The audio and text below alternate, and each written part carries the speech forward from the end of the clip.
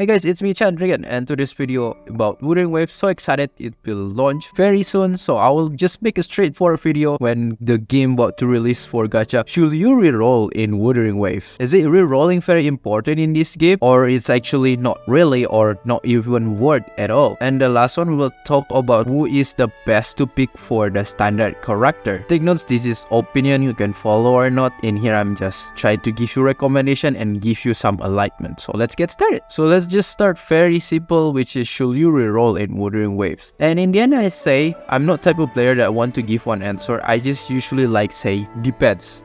Depends what type of player are you. But if you ask me, and especially if you're kind of player that just mostly in general casual, just playing, not really that strict, just into your own pace, something like that, that not really super strict or meta, and in general you don't need to reroll. Why? I have my own reason. First, most of the standard character actually pretty good as a starters. I say it again, as a starters, not as an end game, because I think like most of them for the starters, they actually will give you some impact for your account progress. Let's say like Jianxin, not really that great, but actually very good for the beginners.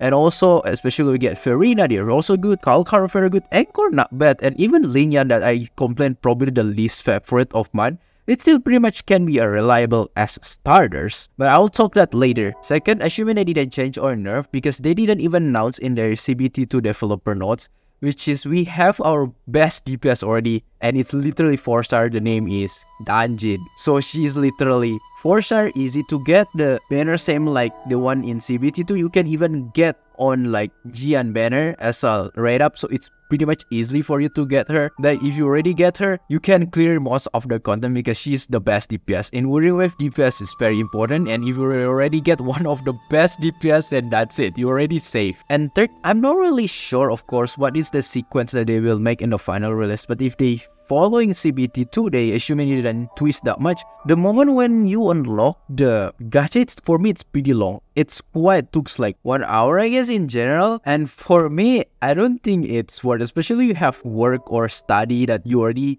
maybe you go back from school or your work, then you spend one maybe the whole night even to just re-rolling, not even playing the game. It's you just feel frustrated by yourself, not even making any progress. You keep reroll. Maybe if you have a lot of time, you have like holiday or whatever, maybe you still not really have like busy life, then I think sure, fine. But if you have busy lifestyle, man, I think it's frustrating as hell. And the continuation, you may end up just lose hype. People already playing this, you already burn out just rerolling. So I don't think that's a wise choice, especially if you have busy lifestyle. Next, in the recent livestream, we also pretty much confirm is that you can get at least at the worst 2 different 5-star characters from the permanent banner and stuff. And the first one, which is in the beginner banner, at the worst 40 pulls, you guarantee to get any 5-star character in permanent banner randomly. So you cannot choose, but at least that huge only 40 pulls.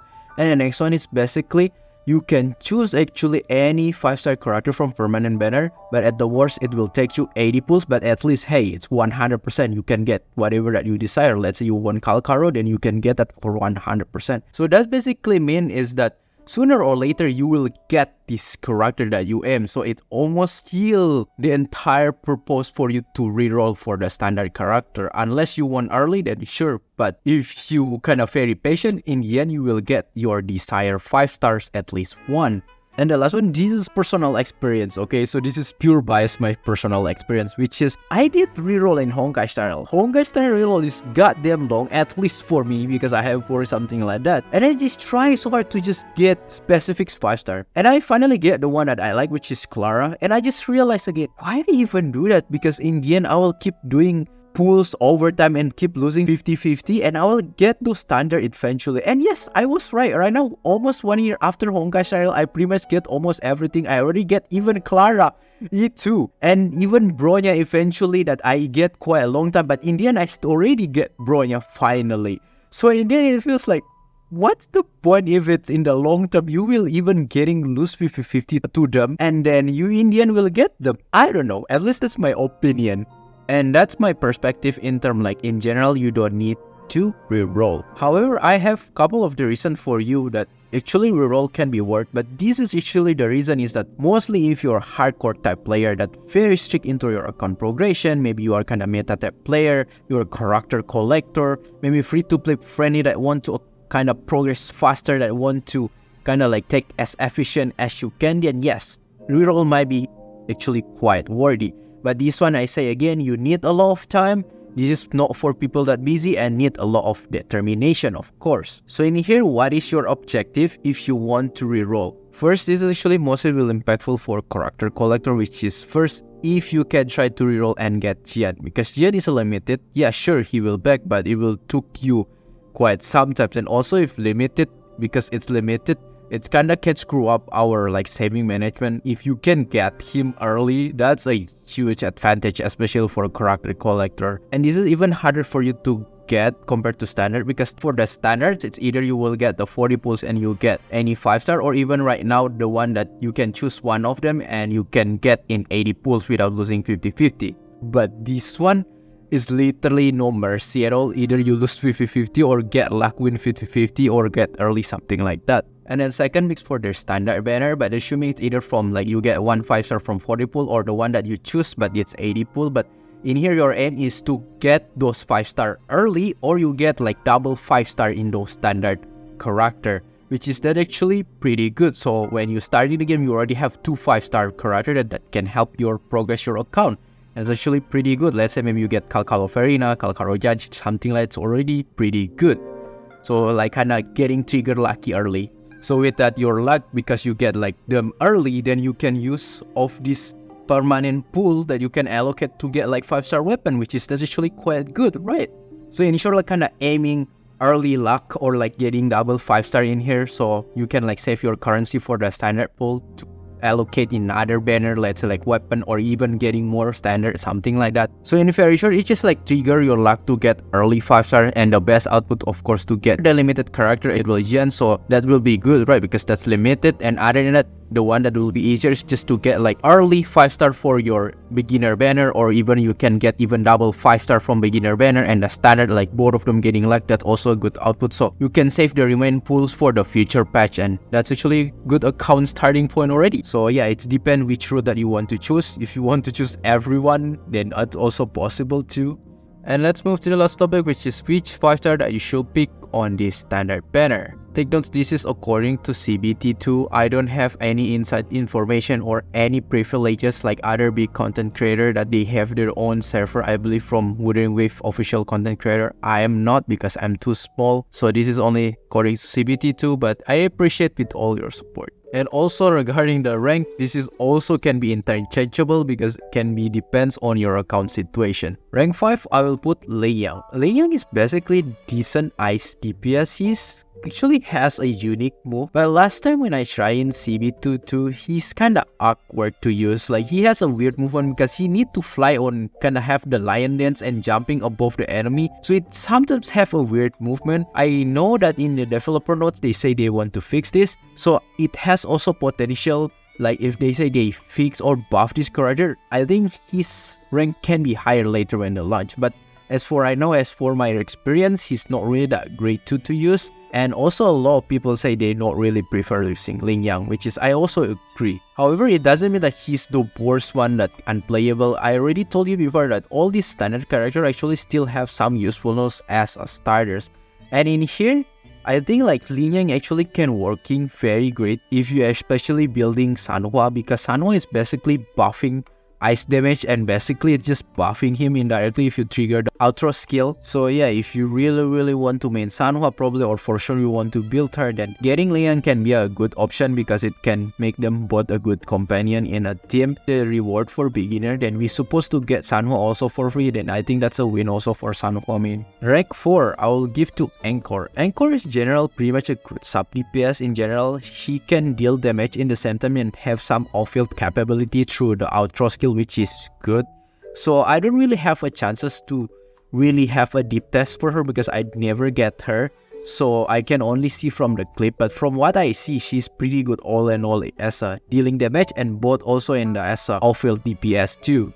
All in all, this type character usually very versatile. You can just put in any most of the team as long you need like another second DPS, something like that. However, why I didn't really put in the higher rank, because I find like this type of character you can find a lot even in the 4-star. Let's say you can find in Mortefi. Mortefi also like have some like outfield like DPS. So they share a little bit of common things, and Like these fours are even accessible, and it makes like Encore, as much like I want to say she is good, but she has a lot of alternative, making that in terms of value it's not that super important to get. My really recommendation to pick this character if you need like character that flexible, that can mostly fit in any team, that can do both like DPS and sub DPS.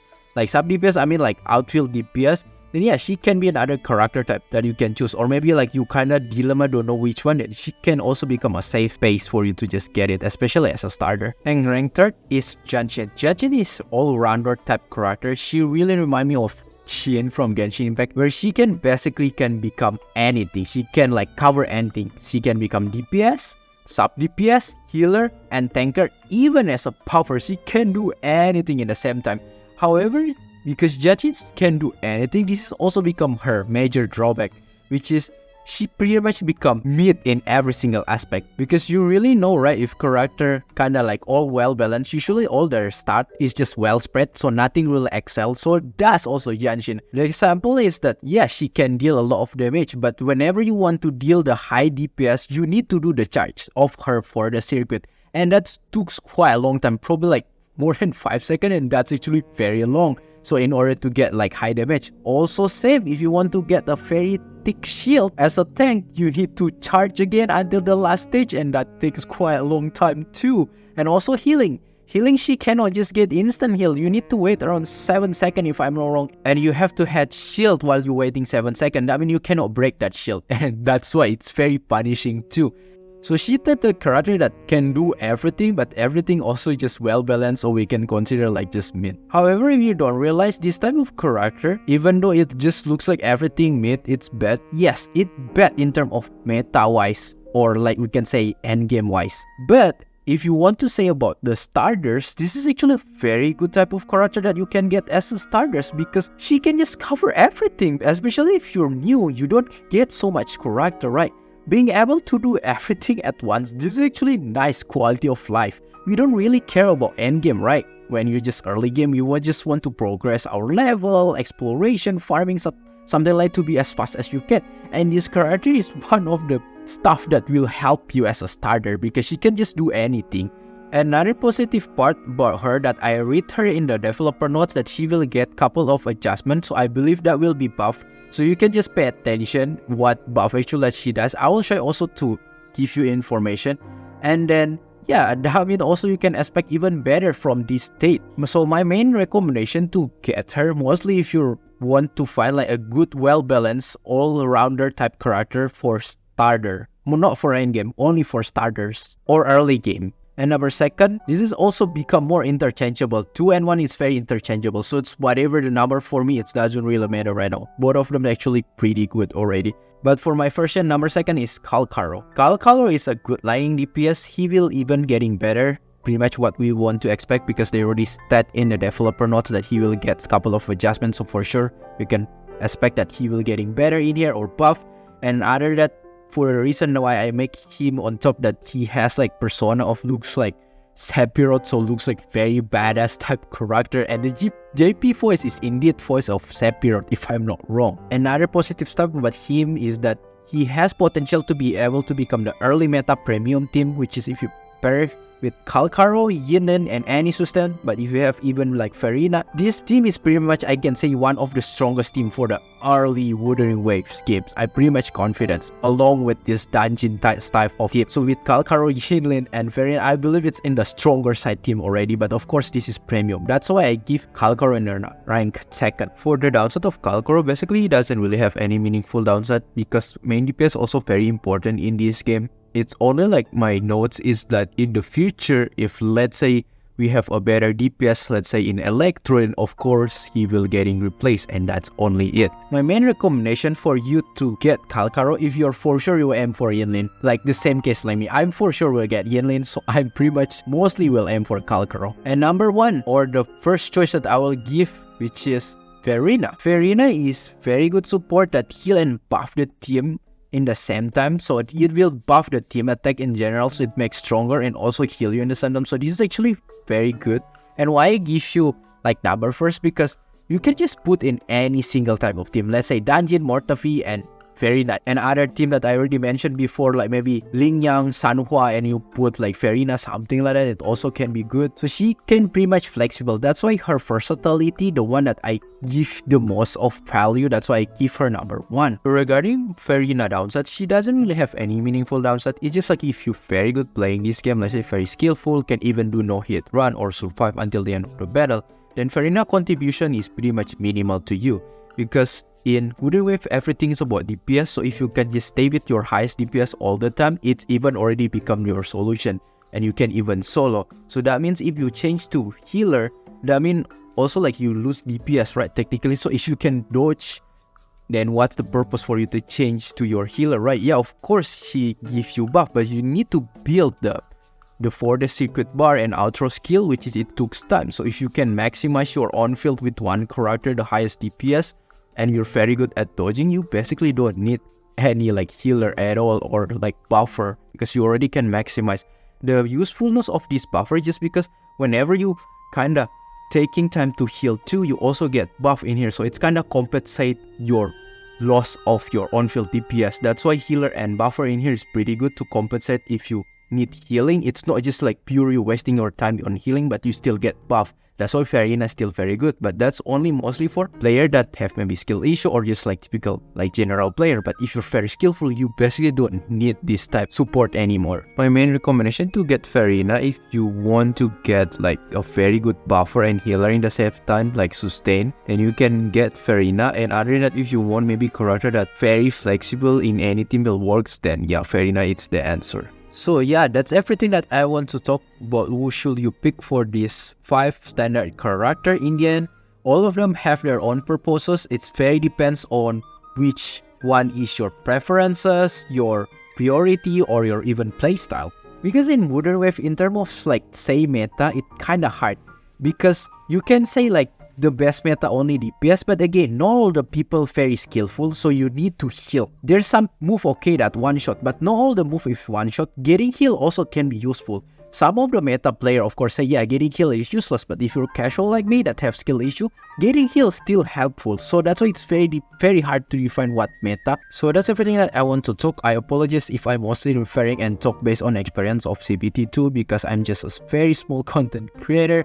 I'm not like those big content creator that they usually support officially by Kuro. They get more detail, they get their own even private server, they can even record more in a professional way, but sadly I don't get those privileges because I'm just too small. So yeah, I appreciate if you stopping by in here and even subscribe and like, and of course I will cover more Wuthering Waves in the future. So yeah, I will see you soon. Bye bye.